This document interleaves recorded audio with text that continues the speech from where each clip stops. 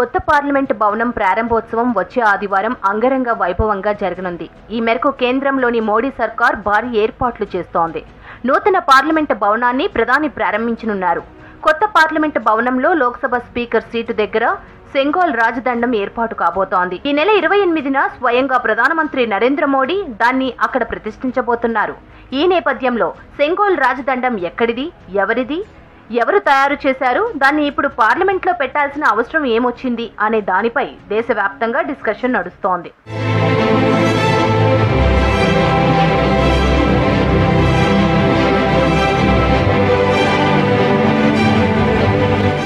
కొత్త పార్లమెంటు భవనం మరో కొత్త ప్రత్యేకతను సంతరించుకోనుంది. సెంగోల్ అనే రాజదండాన్ని ప్రారంభోత్సవ వేడుకల్లో ప్రధాని నరేంద్ర మోడీ స్పీకర్ కుర్చీ సమీపంలో బంగారు రాజదండాన్ని ఆవిష్కరించబోతున్నారు. పార్లమెంటు భవనంలో సెంగోల్ ప్రత్యేక ఆకర్షణగా నిలవనుంది. అసలు సెంగోల్ అనే పేరు సెమ్మాయ్ అనే తమిళ పదం నుంచి వచ్చింది. దీని అర్థం ధర్మం. రాజదండం అనేది స్వాతంత్ర్యానికి చారిత్రక చిహ్నం. ఇది 1947లో బ్రిటిష్ వారి నుంచి భారతీయులకు అధికార మార్పిడిని సూచిస్తుంది.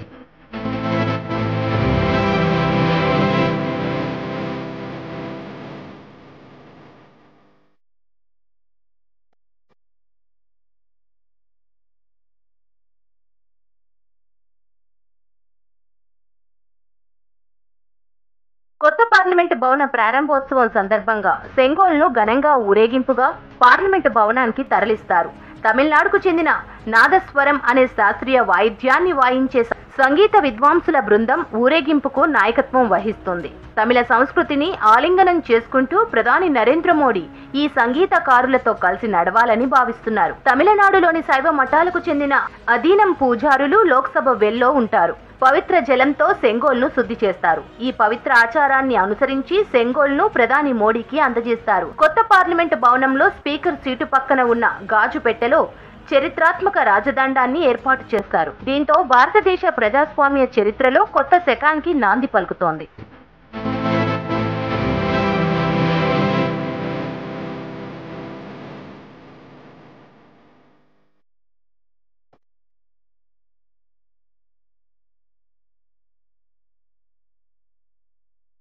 బ్రిటిష్ పాలన అంతమై ఇండియాకు స్వాతంత్ర్యం వచ్చే ముందు సెంగోల్ రాజదండంను అప్పటి వైస్రాయ్ మౌంట్ బాటన్ మన దేశ తొలి ప్రధాని నెహ్రూకి ఇచ్చారు. అధికార మార్పిడికి ఇది చిహ్నంగా నిలిచింది. బంగారు రాజదండాన్ని సెంగోల్ అని పిలుస్తారు. ఇది 5 అడుగుల పొడవు ఉండే సెంగోల్ పై న్యాయానికి ప్రతీక అయిన నంది ఉంటుంది.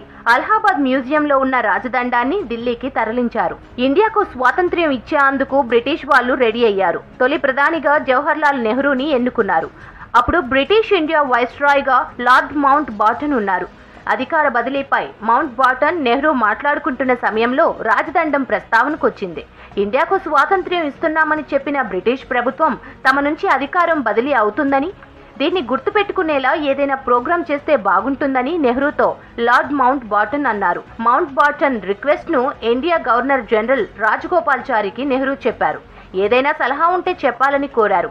అప్పుడు రాజాజీ తమిళ సంప్రదాయంలో ఉన్న ఒక విధానాన్ని నెహ్రూకి వివరించారు. ఏ దేశానికైనా కొత్త రాజుగా పదవీ బాధ్యతలు చేపట్టే టైంలో ప్రధాన పూజారి ఓ రాజదండం ఆయనకు అందజేసే సంప్రదాయం ఉందని చెప్పారు. చోళులు ఈ సంప్రదాయాన్ని అనుసరించారని వివరించారు. దీంతో అలాంటి రాజదండం తయారు చేసే పనిని రాజాజీకి నెహ్రూ అప్పగించారు. Sengol has been, yes, part of Tamil tradition. Anyone who has studied Tamil literature will know about Sengol. We are used to that term. It is something, it's called scepter in English, and it has been a tradition in many parts of India, North India also, Dharma Danda as it used to be called. So Sengol is something which is a symbol of transfer of power. The article says that Lord Mountbatten asked Panditji Nehru, what is the actual symbol of transfer of power? How are you going to manifest this concept of transfer of power from British Raj to Indian Raj? రాజదండాన్ని తయారు చేసే బాధ్యతను రాజాజీ తమిళనాడులోని 14వ శతాబ్దం నాటి తిరువడుత్తురై అప్పగించారు. అప్పటి మద్రాసులోని నగల వ్యాపారి ఉమ్మిడి ఇతిరాజులు, ఉమ్మిడి సుధాకర్ కలిసి రాజదండాన్ని తయారు చేశారు. ஆதீனம் அவர்கள் எடுத்து செய்ய வேண்டும் என்று யாரோ சொன்னார் எடுத்து வந்தார்கள். டிராயிங்ஸ் எல்லாம் காட்டி it was round thing with எல்லாம் போல் இது மாதிரி செய்ய வேண்டியிருக்கு. இது நல்ல பெரிய இடத்துக்கு போகுது, ஜாகிரதையாக செய்யணும், நல்லா செய்யணும். Then give the order. It was made of silver with gold coating. I was very happy to be associated with the making it. Indian people supervised it. ஏன்னா நமக்கே சுதந்திரம் வந்துடுத்து, அந்த சந்தோஷத்தில் இருந்தோம். அதுக்காக செய்ய வேண்டிய ஒரு செங்கோலை ஆதீனம் அவர்கள் நமக்கு கொடுத்ததில் మిகவும் సంతోషం. సెంగోల్ తయారు పూర్తయిన తరువాత ప్రభుత్వం తరపున ప్రత్యేక విమానంలో చెన్నై నుంచి ఢిల్లీకి తీసుకొచ్చారు. తిరువడుతురై అతీనం మఠానికి చెందిన 3 ప్రతినిధులు రాజదండాన్ని ముందుగా లార్డ్ మౌంట్ బాటన్ చేతికి అందజేశారు. తర్వాత దాన్ని వెనక్కి తీసుకొని గంగాజలంతో శుద్ధి చేశారు. రాజదండాన్ని ఊరేగింపుగా నెహ్రూ దగ్గరికి తీసుకెళ్లారు. 1947 ఆగస్టు 14న రాత్రి 11:45 నెహ్రూకి అందజేశారు. ఆ తంతు జరుగుతున్నంతసేపు ప్రత్యేకంగా రూపొందించిన ఒక పాటను ఆలపించారు. కొత్త పార్లమెంట్లో సెంగోల్ను ఏర్పాటు చేయడంతో మన సంస్కృతి సంప్రదాయాలను నేటి ఆధునికతకు జోడించే ప్రయత్నం ప్రధాని మోడీ చేశారని అమిత్ షా అన్నారు. సెంగోల్ అలహాబాద్లోని మ్యూజియంలో ఉందని, దాన్ని కొత్త పార్లమెంటుకు తీసుకొస్తామన్నారు. చట్టబద్ధంగా పరిపాలన సాగించాలని కోరుకుంటున్నామని చెప్పారు. మర్చిపోయిన చరిత్రను గుర్తు చేసే ప్రయత్నంలో భాగంగా ఈ చారిత్రాత్మక రాజదండంపై దృష్టి పెట్టామన్నారు. वो ही क्षण था जब पंडित नेहरू ने सेंगोल को स्वीकार किया, जब हम जिसको स्वतंत्रता कहते हैं इसका सटीक स्तन था। इस अनुष्ठान का उद्देश्य इस तथ्य का स्वीकारीकरण है कि भारत में विदेशी शासन भारत के लोगों के पास एक ऐसी आध्यात्मिक प्रक्रिया से आई जो प्राचीन और भारत की सुदृढ़ परंपरा है। पंडित नेहरू ने इस अनुष्ठान के संपादन के लिए दक्षिण के मठाधिपति को स्वीकार कर आगे चले, जिससे पता चलता है कि उनका उद्देश्य भारत की भावात्मक एकता और అప్పటి సెంగోల్ తయారీలో పాలు పంచుకున్న వాళ్లను కొత్త పార్లమెంటు ప్రారంభోత్సవానికి ప్రత్యేకంగా ఆహ్వానించారు. ముఖ్యంగా 96 ఏళ్ల ఉమ్మిడి బంగారు శెట్టి వెరీ స్పెషల్.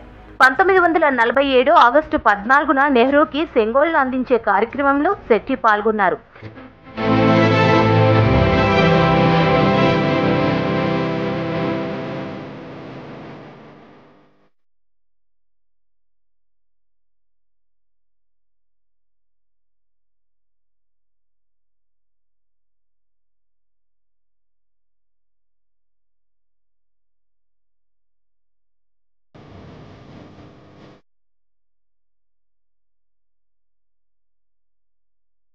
కొత్త పార్లమెంటు ప్రారంభోత్సవం సందర్భంగా భారతీయ నాగరికత, వారసత్వం, సంస్కృతి, సంప్రదాయాలు, విలువలకు పెద్దపీట వేస్తున్న ప్రధాని మోడీకి ధన్యవాదాలు తెలిపారు రాజగోపాలాచారి ముని మనవడు సిఆర్ కేశవన్. సెంగోల్ అనే పవిత్ర రాజదండంతో బ్రిటిష్ వారి నుంచి ఇండియాకు అధికార మార్పిడికి సంబంధించి చారిత్రాత్మక ఘట్టం గురించి మన దేశంలో చాలా మందికి తెలియదన్నారు. పార్లమెంట్ భవనం ప్రారంభోత్సవం నేపథ్యంలో సెంగోల్ రాజదండం చరిత్ర ప్రజలకు తెలియజేయడంపై హర్షం వ్యక్తం చేశారు.